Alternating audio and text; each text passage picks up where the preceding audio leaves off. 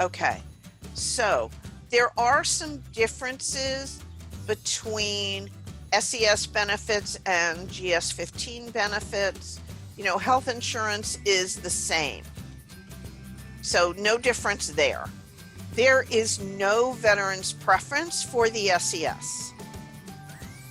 So those of you who are former military and likely have preference, that is not something that is actually usable for the senior executive service.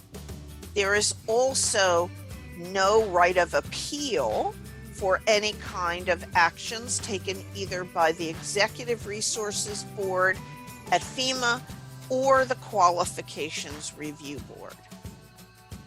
SES has a 1-year probationary period, and if you flunk your SES probation, if you're new to the federal government, you are removed from federal service, or we can put you in the SES pool at OPM, and you can hope that some other agency will pick you up.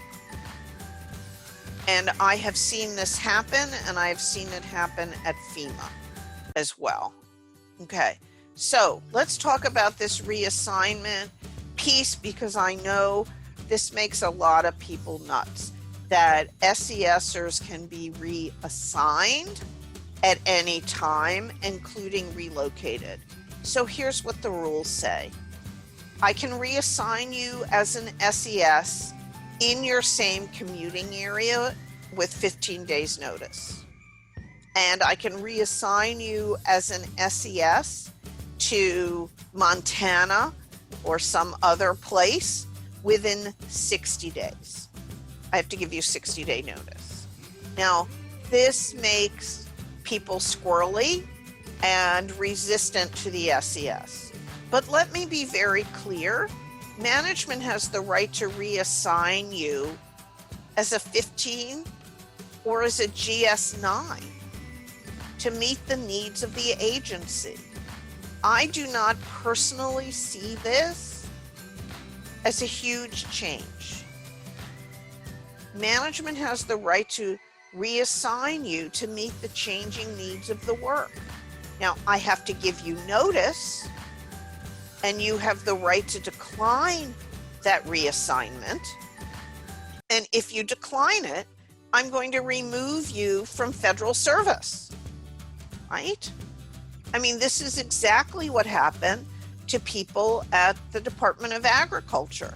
The Department of Agriculture moved 2 agencies from DC to one in Kansas, and the other one went to someplace in Colorado that didn't even have an airport.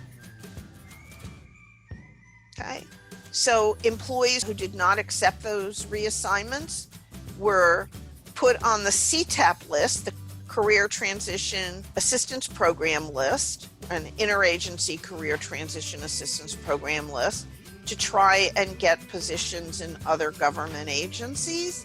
If they don't get them, these folks are removed from federal service.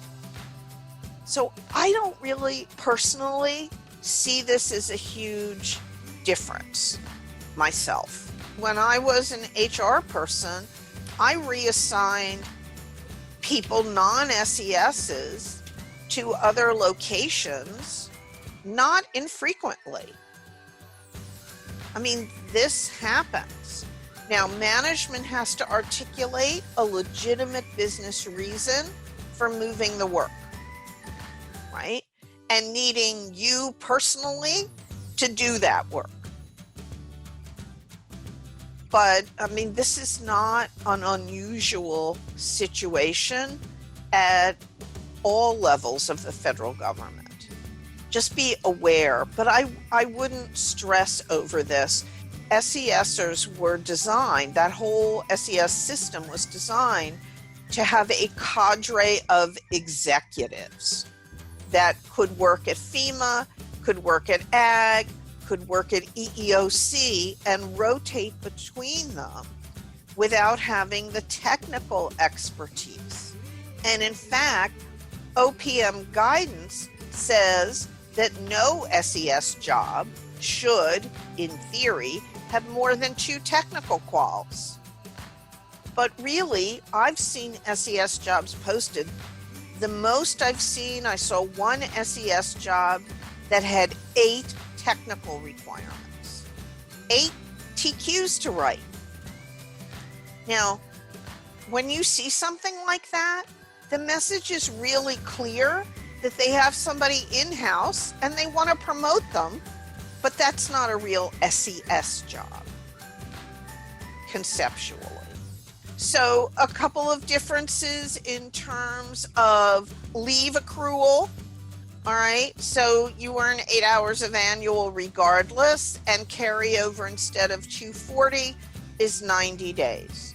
So SESs, if you get promoted to the SES and you're a 15 who's had lots of overtime from disasters, you may actually lose money here at FEMA because there's no comp time, there's no overtime, and there are no credit hours as SES.